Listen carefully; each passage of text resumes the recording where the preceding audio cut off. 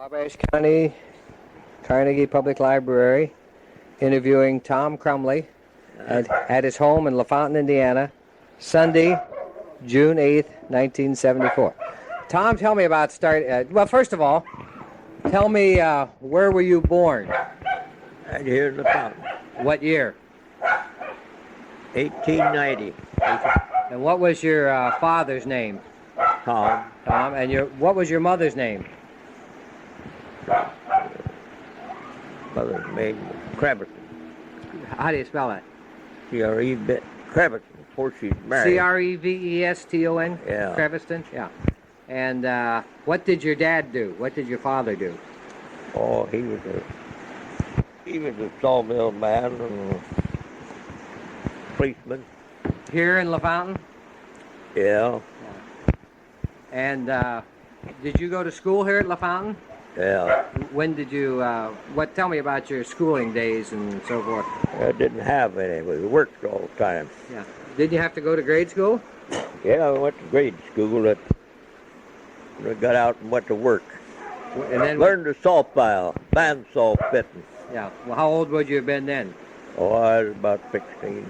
16 years old? Yeah. Yeah. And then I run the engine in the handle factory over there. At the sawmill? Yeah. No. Peabody's run the sawmill right where our mill's set now. Yeah.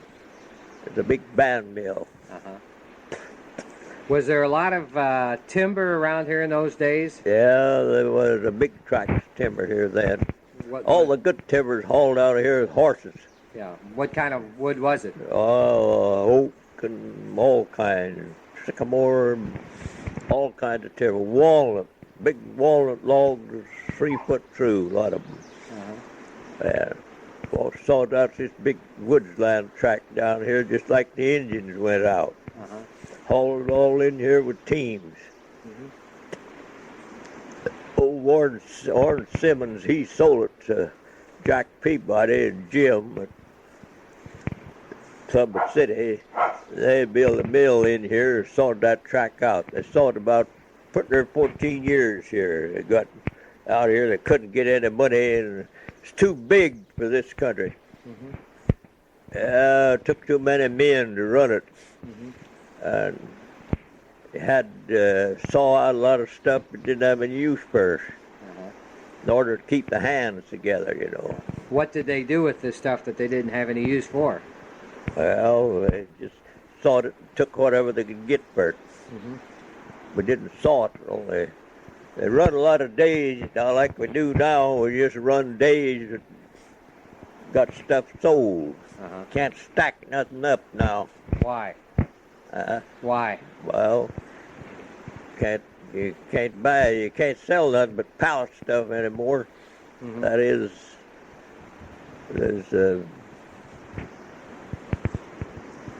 it's cost now higher than we used to get for quarter sawed stuff. Mm-hmm. Well, tell me about the old days when this big stand of timber was down here. What it was like around LaFontaine in those days. Well, mud roads and hub deep up the main streets, and everybody wasn't living with a sanitary faucet then. Mm-hmm. They got to just live wherever they could get shelter. Everybody kept boarders and boarded them in, so they'd have places to live. Mm-hmm. Little houses, they'd have big families, and then they'd keep boarders, you know, for the women to make a little money, and God, that's the way it was. Now, are we standing on the porch of the house that you were born and raised in? No. I was born and raised over on the other side over there. And what was your house like when you were a child, young man? What kind of a house did your mother keep? Well, when I come to this country, there's a gas well on each side of the house. Natural gas. Uh-huh. There was about a house set in between them. They drilled a well on each side of them. Mm-hmm. They were about 300 feet apart. Uh-huh. Did your father farm that? No, it wasn't big enough to farm. It was only about 2 acres of ground. Yeah. And the gas well there, pressure was 300 pounds. Uh-huh. blow it off. They'd come down there and wasted it. They just blowed it off in the air. They thought they had to blow it off to get the water out of it, you know. Yeah, they didn't know that stuff. And that wasn't true then. They didn't have to blow it off, huh? Huh? They didn't have to blow it off and waste the gas. Yeah, if they left it in there, the water wouldn't have got in it. Uh-huh. When they blew the pressure off the top of it, well, that let the water come in. Uh-huh. How long did this natural gas supply last? Oh, it lasted around here from about the first well was drilled in about 1886. Uh-huh. There's from Fairmount all up through this country, clear up into Summitville and glass factories, and Fairmount, Summitville, and Marion, Gas City, and Jonesboro, and Greentown, and Converse, all full of glass factories. Did they heat with gas also? Did you heat your home with gas? Yeah, if the house got too hot, you just open the door and wouldn't shut the gas off. Yeah, that's the way they done it. My God, they wasted much as they used. Oh, really? Let's see how we're doing on this tape. What were you going to tell me about bobsleds? Yeah, in the wintertime, there's a bobsled. They freeze up, you know, and the snow on the ground. They haul in a bobsled, you know. Now you're talking about hauling the timber in when the in the woods. Right. Yeah. This track down here on the Indian land, we called it, across the Mississippi River, 2.5 miles. I make 2 trips a day down there with a team, you know, haul them logs in. And in the wintertime, when the snow got on the road, they used bobsled. But now, they can't do that. The snow gets on the road, they scrape it off. Different time of living. Yeah. What do you remember as a young man in the sawmill, working in the sawmill? What was your first job? Oh, well, I've done everything. I was roustabout. I worked every place. Yeah. Who owned the sawmill? Peabody's. Peabody. And what year would that have been? In Summer City. Yeah. Jack Peabody in Summer City and Jim and Tom, they was here while the mill was running. Then they run that cabin, that factory at Manchester, you know, the seeding company. Right. Oh, were they? Started that up. And they made buggies before that. Yeah. They made buggies. Why were they coming to this part of the county here at LaFontaine to get their lumber? Well, they had to come where the timber was. Yes. And there was no timber at that time at the northern part of the county? No, not up there. They bought this. Old Jack Peabody and Tom, Jim, they bought that woods land down there, we called it, just like the Indians went out. I think they give them $55,000 for it. Orrin Simmons sold it to them. Orrin Simmons, he lived over there, and Al Bloomer lived on the farm over there at that time. I was just a kid when they bought that. Yeah. Oak trees in there, by God, higher than your head. Yeah. They rolled them up there, them oak and walnut. Of course, the walnut wasn't that big, it was just a big oak, you know. Split them right down through the middle. Yeah. Quarter saw them. Quarter saw them? Yeah. Now, what were they using the lumber then to make their furniture and buggies? They sold it on the market. They had 3 mills. They had one up Peabody Station in Summer City, a couple circle mills scattered around up north there. Then they had a double band mill there at Summer City. And this one here was just a single mill. It is a bigger one than any one they had. It was an 8-foot wheel. See them roll on logs there, 6.5 feet, and just split them right down through the middle.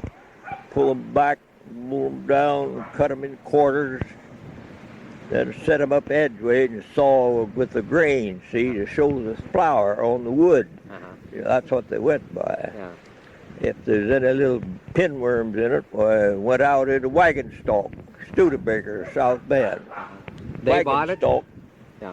Saw them pinworms, you'd have to keep the lights on them at night pretty bright. Had Sawyer to see a pinworm in the log where she floppered down and saw her in a wagon stalk. How about, what did they use for power? Steam outfit. Steam? And what did they generate the steam with? Well, they burnt sawdust and wood. Yeah, they used their own. fuel, sawdust, Yeah. and wood. Was there any unusual wood that was rather common in those days that you do not see now? Oh, and they didn't saw that buckeye is down on that big tract again. There's 1,333 acres in it. Mm-hmm. And the buckeye, they sold that to the pulp mill in Marion, and made paper out of it. Mm-hmm.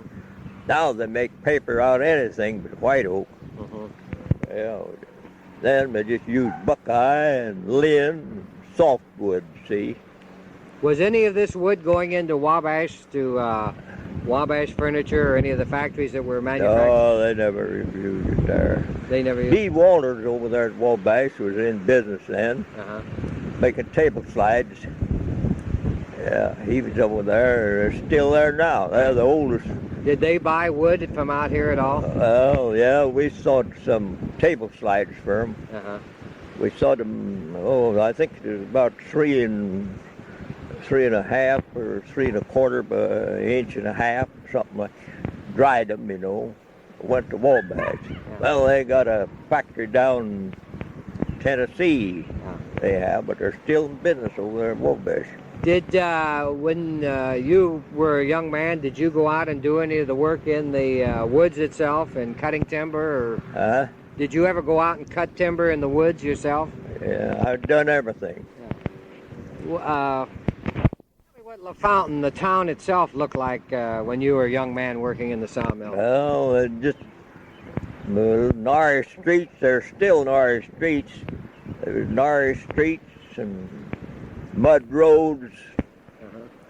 People wasn't drinking out of sanitary faucets then like they are now. What were they using? What did they use? If they didn't use the sanitary faucet? They drunk out of a pitcher pump or tin cup.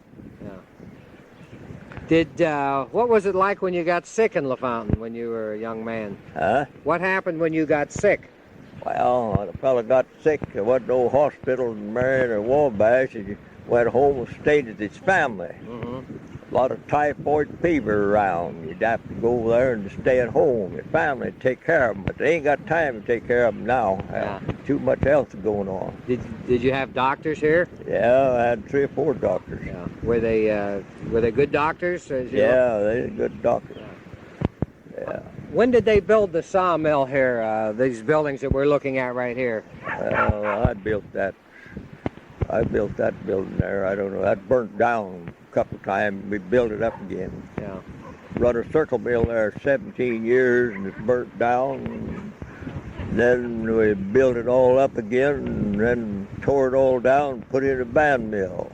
That's when we went to getting places, making lumber instead of sawdust. Tell me the difference between a circle mill and a band mill. A circle saw runs big round saw here. Runs a hole and cuts it that way, Right. And a band mill runs over a wheel there. This was an 8-foot mill. Band mill, a saw was about 48 or 50 feet long. Went around the wheel, The man that made the best money in the whole outfit was the fellow that fit them saws up, ground them, welded them, cut teeth in them. He made them there. Made them right there in the mill. Was there someone from around here that did that? No, I had to import a man in here. From? Where would he come from usually? Well, wherever they could get his saw cutter. They was the one that drawed the best money. Got 40 cents an hour then. All the rest of them got 15 cents. Head sawyer got 30 cents. All worked 10 hours a day. Then they run nights quite a bit. Quarter time, they called it. What does quarter time mean? Well, they'd work in the morning from 10 minutes till 7, work till noon, and then quit at 6 o'clock, and go back home and get your supper, and then come back at 7 o'clock and work till 9:30. What did they illuminate the plant with? What lighting did they use? Well, they used gas to start with, but finally some people, they put in an electric plant when the gas winkled out. Put in an electric plant there. It runs by steam too. Did you know Tom Peabody? Did you know Tom Peabody? Oh, yeah. What kind of a man was he? Oh, he was a pretty good scout. Run around, take pictures. pictures, you know. He slept there in the office, you know. In the mill? Down there, their office there, the mill down there. He slept in there, and the gas come on one night in there and set the office afire. Yeah. You remember that, huh? Huh? You remember that, huh? Oh, yeah. Yeah. Yeah. Boy, the roads was muddy then. Were they? Not like it is now. Yeah. Right. Yes. It's pretty well sliced out, amounts to anything in this country now. Did you ever think that you'd see the day, or did they think that the timber was going to last forever? Oh, they was cutting her out. They cut this. We begin to talk about it down in the south. They was getting her cut out down there. Well, if they just keep cutting it, you know, it won't grow up again like corn or anything. Mm-hmm. Then they got in here and they got the bulldoze and the corn market come up and everything. They bulldoze the timber all off, get it ready, and get a way to get rid of it, plant it in corn. Maybe the same year, or wheat or anything. Did anybody ever say, let's plant some more trees? I never heard anybody. Oh. You know, they grow too slow. Oh. Man don't want to do anything now if he can't get nothing out of it. Mm-hmm. He doesn't want to wait, does he? No, he don't want to wait. Yeah.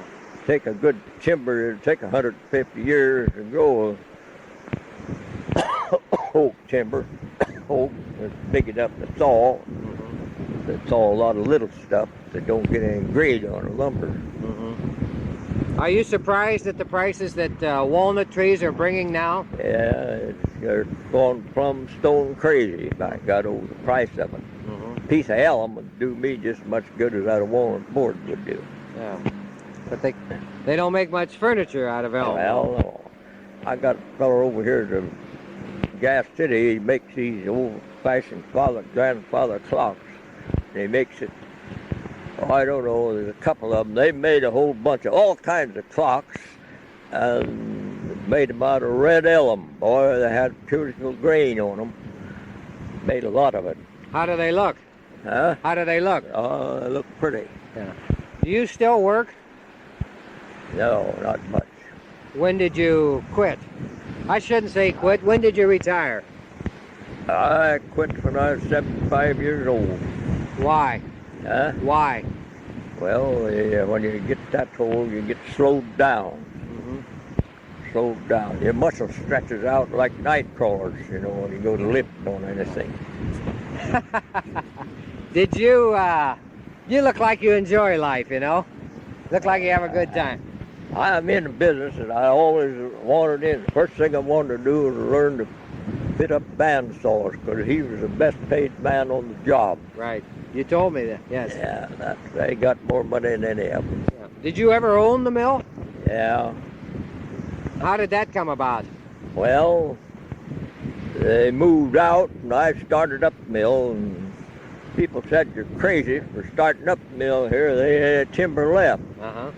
Well, I said, I hope I don't have to saw all that's left around here. Mm-hmm. And so I've been sawing everything. There is some left around here yet. Yeah. Well, when was this that you started yourself, your own? When was it that you started on your own?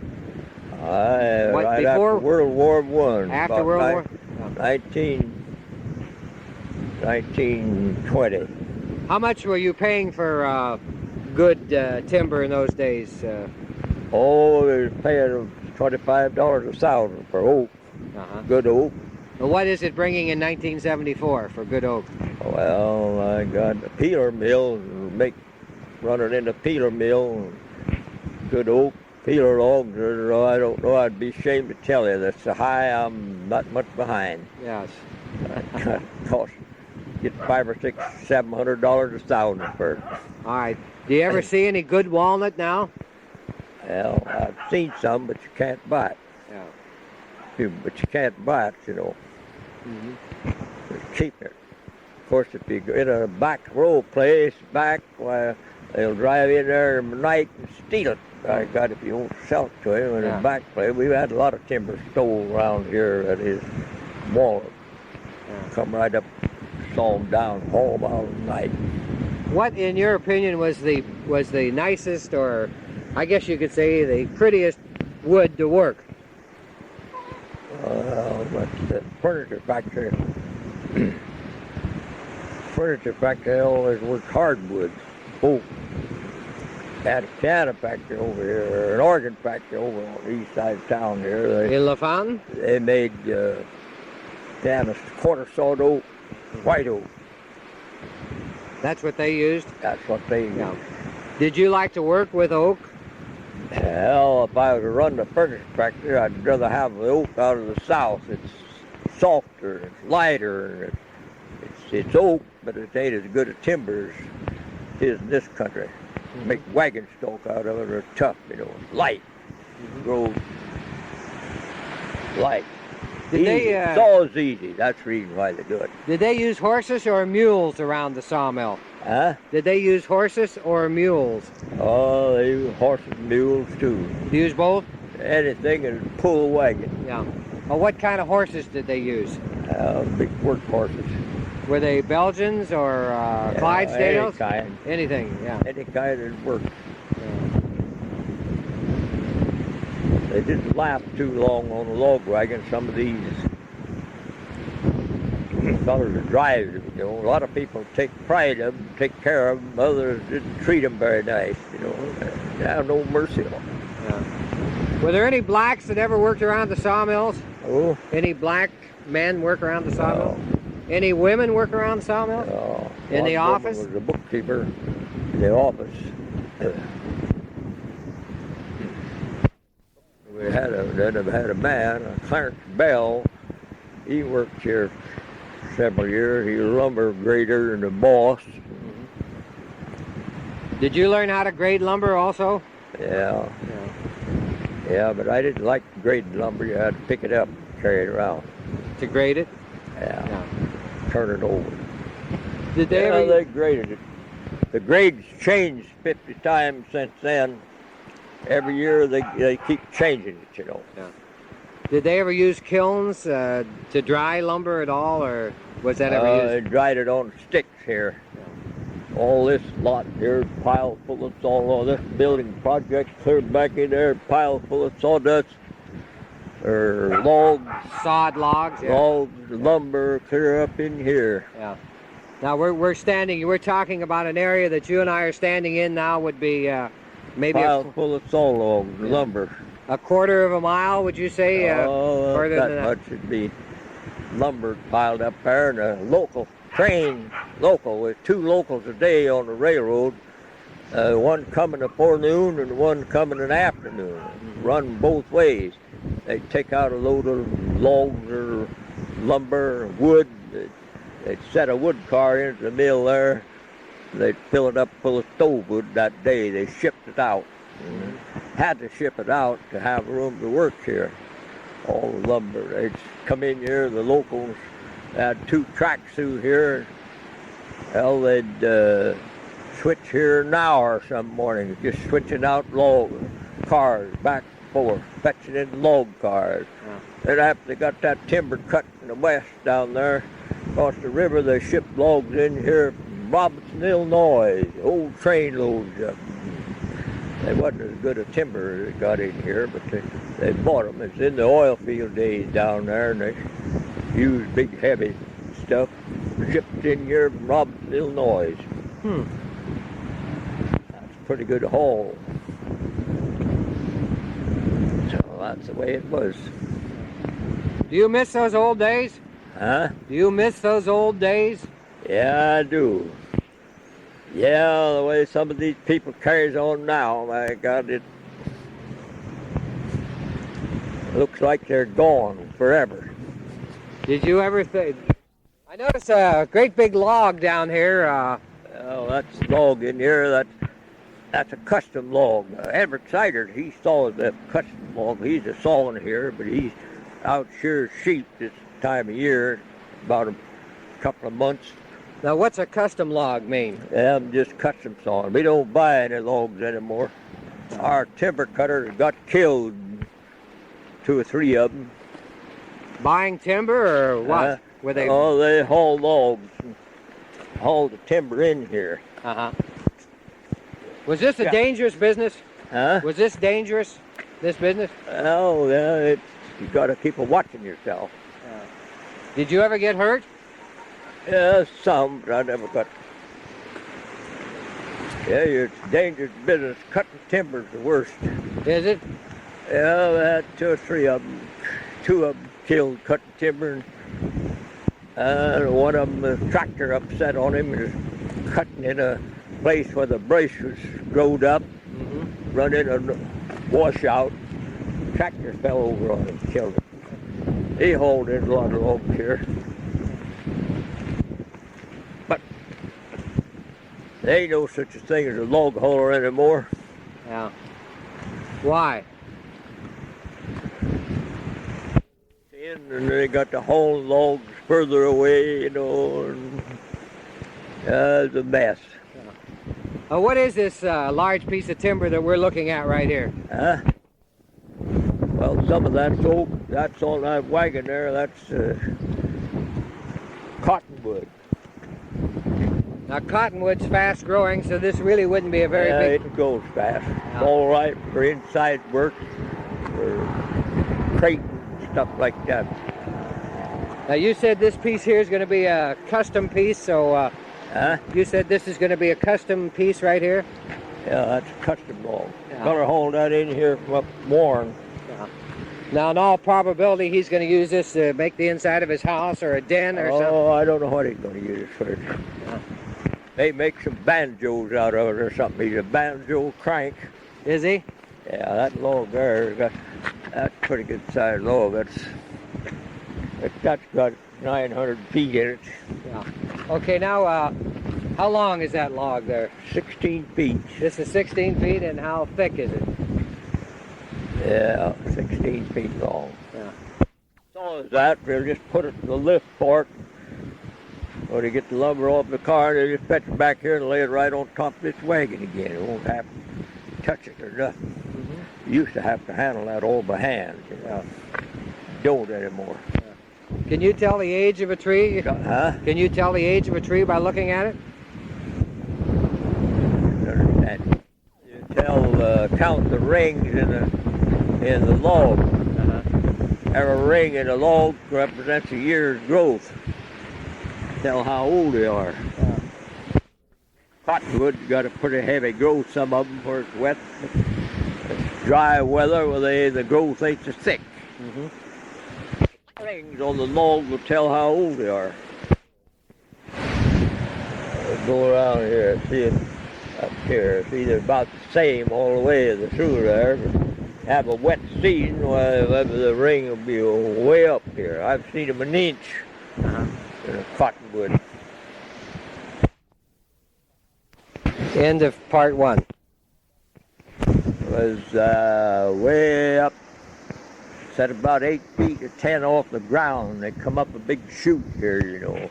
There's a railroad track run through here and that and over there. There wasn't nothing in here but a big sawmill in here. The railroad track come in here on each side. The wood come out, the logs come in that side, and the lumber on this side.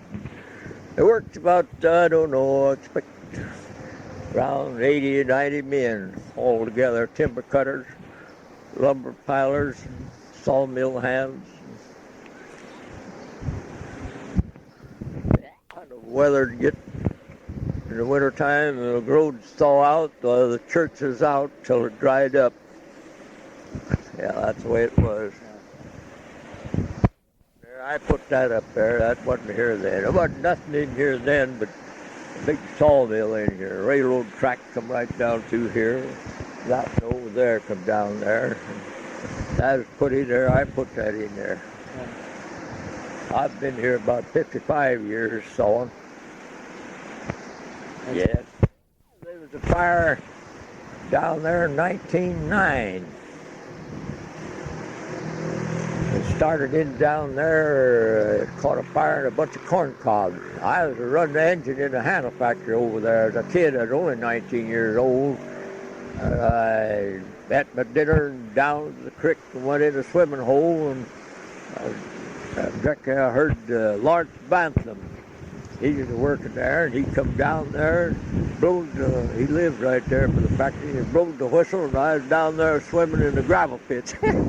I grabbed my clothes and went up through the brush and running through the factory and looked across, and I seen a fire spreading up down through there. You couldn't see that now because it growed up brush, and it just started in there and burned out about 2 blocks there. Everything. It was in August. Hot 1909. In August. They couldn't stop it. Oh, we had a bucket brigade. It got too good a start, see.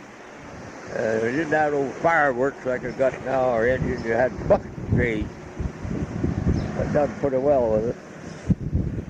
Carried out of the creek. Women and everybody worked. Ray Howard over the Wabash, they would run the store there. His dad run a store. There was straw hats, overalls, and shoes, and just strung up the street. Everybody carrying out everything. Do you remember? How about the Depression in the 1930s? How did you do?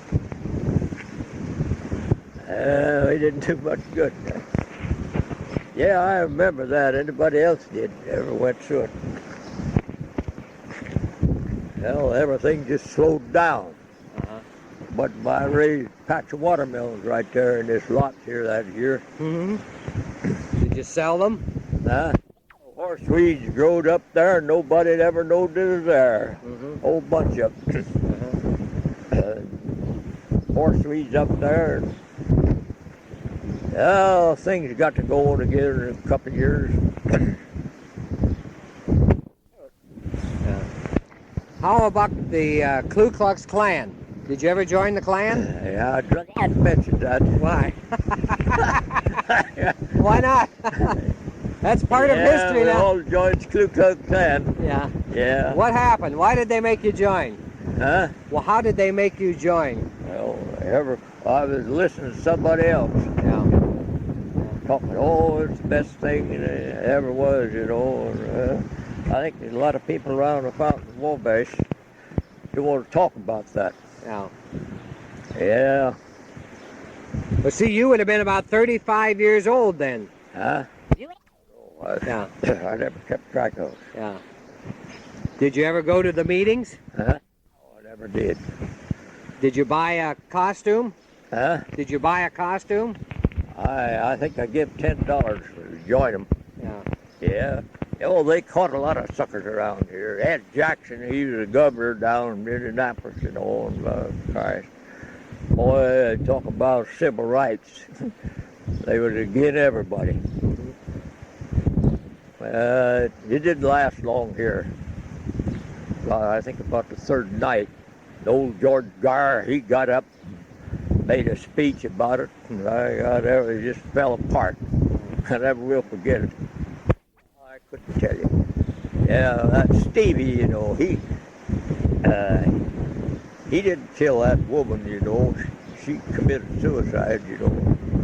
She was nothing but a wildcat down in Indianapolis. My God, I'll never forget that. Too damn honored to talk about. Yeah. Yeah, why'd you mention it for? Well, I think it's part of history, and all you should have dug down. Huh? What's that? I say you dug down under it when you mentioned the Klan. Yeah.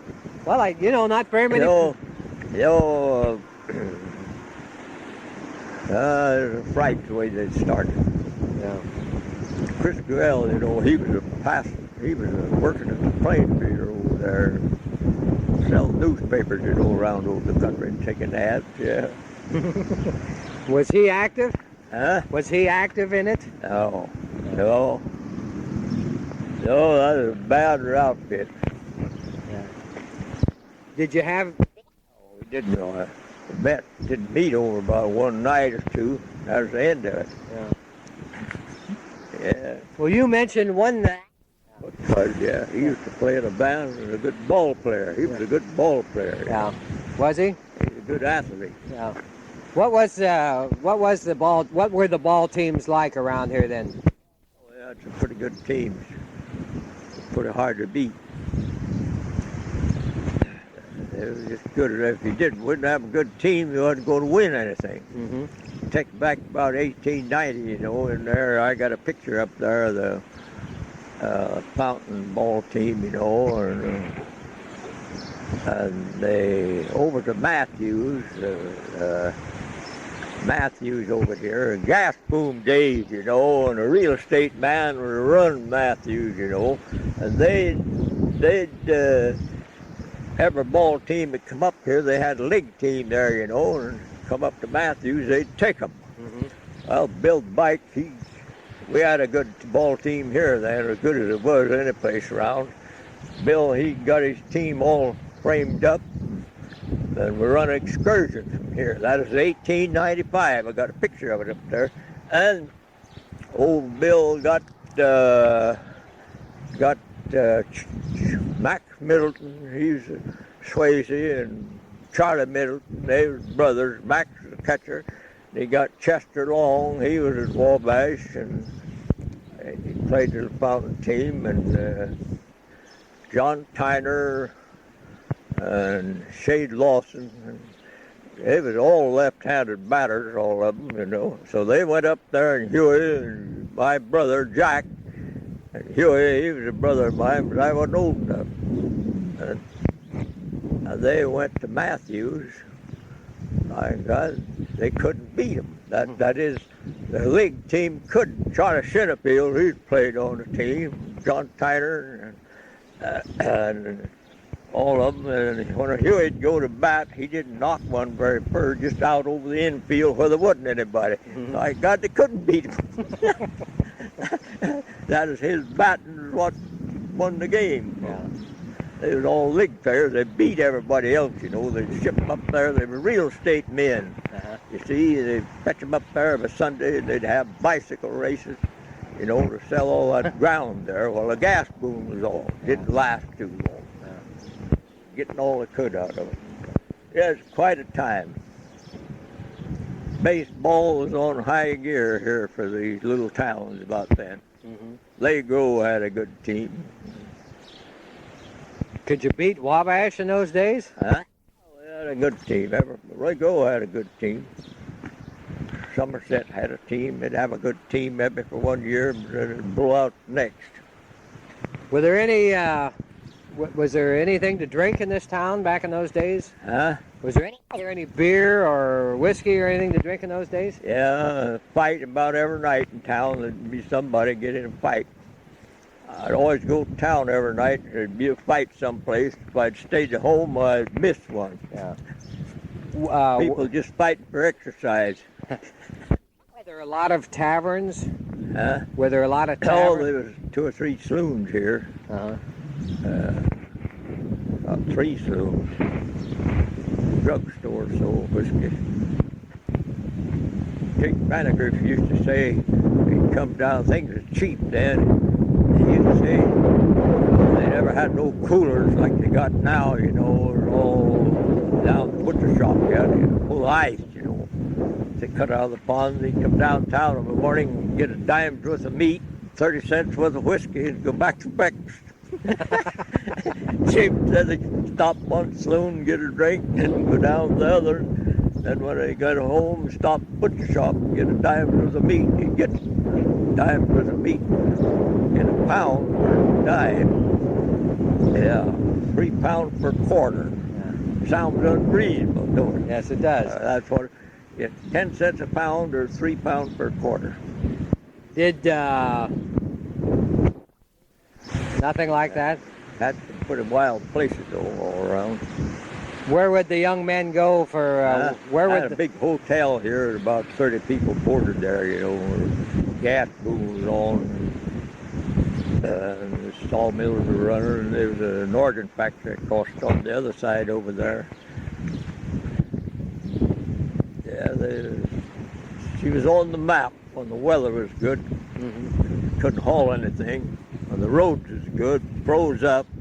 I can hear them old wagon wheels starting in the morning, you know, real early. They'd only go about 3 miles an hour, you know, the team won't bring up. You hear them wagon wheels are squeaking on the snow. My God, everybody, 5 o'clock in the morning. These are things you haven't thought of for 80 years. I like to talk about it, though. Giving up the way we're living now, it's easy. You don't have no work to do. No. How long? Pleasure. How long did your mother live? She lived about 68, something like that. My father lived about that long, 68. In other words, you grew up. Your mother and father were both living. Yeah. Yeah. Was she a good cook? Yeah, good. What did she cook? I ain't tasted anything that tasted like her cooking yet. Yeah. Don't seem to be. What did she cook? What was? Oh, anything. Usually big cast iron pots to cook stuff in. You know, I don't know, beans, the sawmill in, all that stuff. Cupboard would be full of big jar there, about a 10-gallon jar full of cookies every week, bread. And everything. They cooked everything then. Mm-hmm. They didn't go to the store and buy anything. Kept all your stuff in a big fruit house, you know. All the potatoes, and the canned fruit, and everything was down in there. You'd starve out through the winter season. Uh-huh. The weather would get bad and you couldn't work. Uh-huh. Yeah, it's a lot different is now. Old John Harper over there, he had a big fruit cellar. He'd go down in there and all covered with sawdust, full of apples, potatoes, cabbage, turnips, you know, got everything. Ham the meat up in there, ham the meat, they'd kill a hog them, couple up about every week or two. Just hang a ham and shoulder them. Kind of different now. When did you get your first automobile? Well, the first one I ever drove was about 1906. Ben Bannister, he run the elevator over there. They bought it to buy stock. He gave $700 for it. It didn't have no top on it. There's no side. There's no windshield. It had a Presto tank that furnished the lights, the coal oil lamps on the side, and you cranked it with a crank. And that's the way it would cost $700. Tires is about that big around. Mm-hmm. Of course, after they run it a while, the roads is bad. They sent and got a new tire. That was more than any garage or anything like that here in town. And they sent it, and we unwrapped it. It had a 3,000-mile guarantee on it. We unwrapped it, throwed it down in the floor there in the office, said there wasn't no tire that ever run 3,000 miles. I don't know where we'll get that back. Yeah. They're not making them like that, were they? No, they wasn't making tires then. Yeah. Of course, these fellas, we had roads about like this here, holes in them, you know, and upset once in a while.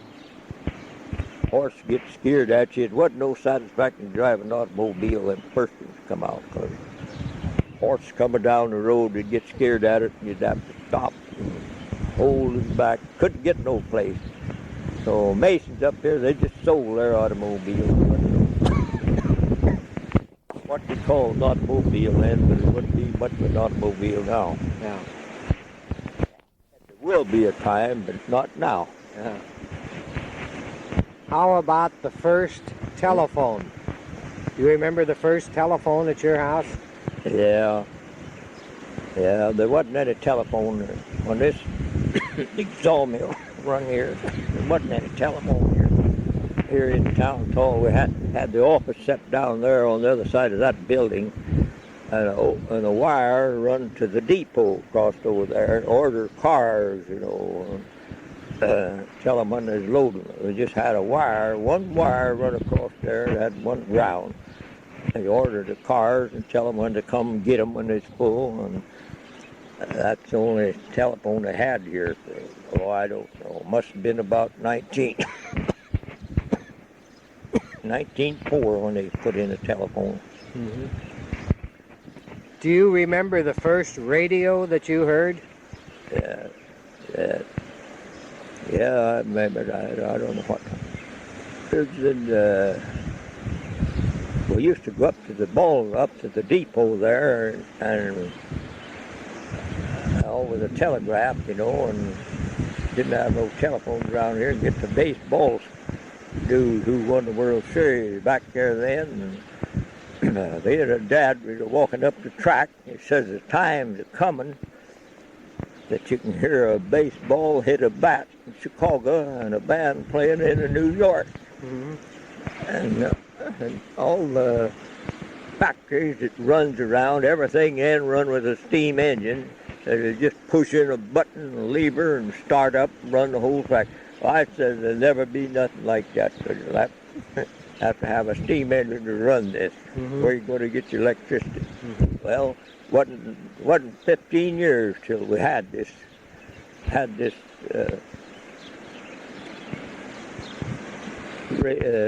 radio. Yeah. Wasn't 15 years after that. Well, what did you think when the man landed on the moon? Well, that's not well. I read that in the Bible. I read there in Daniel, where they told him a lot of stuff when Jesus Christ was on the earth, to write down a lot of stuff, and about the horses' carriage, the torches on, going so fast, sideswipe each other in the street.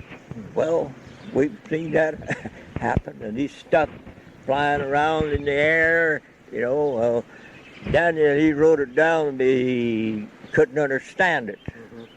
Understood it not. Mm-hmm. They told him to seal the book up, Daniel, till the end of time, when people is running to and fro like they've been for the last 30 years, to and fro, and knowledge is on the increase. Look how much the knowledge has increased since this last war. Mm-hmm. It'll take out a man's heart and keep on running. It picked up all the knowledge, scientific and everything. See, we're living in that time. Does that scare you? No. Why? No, it don't scare me any. Hey, what was getting back to old times, what was a funeral like back when you were a young man? They used to use horses, hearse. Just preach the funeral like you do now. Did they have funeral homes or? No, I never had nothing like that. Went to your house, done all that work there, wherever you live. Did anyone ever come here to get lumber sawed for a casket? Huh? Did anybody ever get lumber here for a coffin? No. Oh, they got lumber for vaults, Yeah. I used to use wood, oak pieces of lumber for grave vaults. Mm-hmm. They rot out on top benches and it makes a hole in the graveyard. Mm-hmm. Now they have to put a vault in all the time. What else do you want to talk about? Well, I'm about unwound. You about covered everything, you think? Huh? You think you've covered everything? Yeah, When is your birthday? What month? it's June. June. So June, what day? I was 84. I always said I was 42 twice. Mm-hmm. The 4th day of June. June the 4th. Yeah. So you were born in 1890. Yeah. Everybody was wearing a hat when I was born. Why? Huh? Why? Everybody wore a hat. Couldn't go out of the house that had a hat on. Well, you have a hat on now. Well, I got a cap on. Yeah. You're in pretty good shape. Huh? You're in pretty good shape. Sometimes I think I am. Yeah. Sometimes I think I ain't. Yeah. Were you ever married, Tom? Huh? Did you ever get married? Yeah, I got married. We lived 10 years in the same house together. Mm-hmm. Have children? Yeah. Everybody was getting along better than we was, Mm-hmm. they thought. Mm-hmm. No, I was married 10 years. Never thought about getting remarried? No, once enough. Once is enough. Yeah. Did you have children? Huh? Children? Did you have any kids? No, didn't No. have that. No. What did she do? Just drift away, or Huh? did she stay here in LaFontaine after? No, she's been married 3 times. All of them, that family has been married 3 times. They must have liked it. Yeah, I guess they do it. Yeah. Well, if a man didn't have nothing else to do, it'd be all right. But hell, I was too busy. I didn't have time to fool with all that stuff. Mm-hmm. What made you happy in life? Huh? The best days I run through was back when I run this old Rafe Barley's threshing outfit. We was running on partners. I was getting half the money. Thrashed this territory as a steam outfit. Back here for 31 years. That's the way everything, there wasn't no combines then or anything. I got a lot of kick out of that thrashing. I had a lot of night work to do. Pick something to get it ready the next day. And those were happy days. Haul straw in on the bundles, all in the team. People didn't know any better. There wasn't nothing invented that you could see, like a chainsaw. When they invented them, why, God, they never picked up a crosscut saw. We got them in there and never was picked up. Mm-hmm. I don't think. Only look at somebody. When you see something better, well, that's the way it goes. Mm-hmm. Never pick up the other axes and everything. These little saws in and cut the limbs off trees. Saved all the work. Can't blame them for that. Mm-hmm. Combines, you can sit down on there and put out a wheat crop, harvest it, sit down all the time. Hold the grade out there. Shuck it, corn, and shuck it. Plant it, shuck it, sit down all the time. Don't get dry weather though, there ain't going to be so much of it this time like it was last year. When they kept having war all the time, I didn't like that. When they what? When they had too many wars, World War I, II, people fighting all the time, there wasn't no enjoyment about it. Mm-hmm. Have war, killing people. What kind of a log are we sitting on? That's a white oak. Is this expensive? Huh? Is this expensive? Yeah, it's as good a timber as it is. I'd make a peeler log that in there. Mm-hmm. Yeah, it's got a white oak, got a closed grain. All the rest of it's got an open grain. This here, they make veneer out of it. Peeler log, we call them. Mm-hmm. There's several peeler mills down Edinburgh, Indiana. There's a peeler mill. There's several of them down around Evansville and on the Ohio River, and Indianapolis, Hoosierville, Mill, Mitchell, Indiana. There's several near down south. Home down there. Is cottonwood good for anything in this area? No, it ain't good for nothing. Be all right to make veneer out of it. They use it to creighton, beer boxes, and all stuff like that. Mm-hmm. Part of it's made out of cottonwood. It's the toughest timber there is when you get it dry. Is it hard to dry? Huh? Hard to dry? No, it ain't hard to dry, no. Tough. Green, crooked and everything. Well, shall we walk up back toward the house? These there, that's what you call white sugar. Sugar, that makes good furniture. That runs up about 50 cents a foot. You can buy it now, it's up to 60. afraid to guess on it now, the way the price jumped up. Old Frank Stevens hauled a lot of lumber from here. They saw the last 15 years ago. You know, I run the mill there in Wabash, him and Lyle. I used to sell them all the lumber I got. They was pretty good guys, I thought. I want to ask you a question. Huh? Why, if this is a sawmill, why was it built out of metal? Built out of what? Metal. Tin. Why did you build the building out of corrugated metal? Well, it's cheaper. Then it's dangerous fire, you know. Didn't put no wood on there. Sawmill, a lot of them burned down. Especially when they used to run a steam boiler engine. Sparks get into sawdust, and when you home bed, boy, spread out and burn it down. Yeah. I've seen a lot of them burn down, right? A couple of them right here on this ground.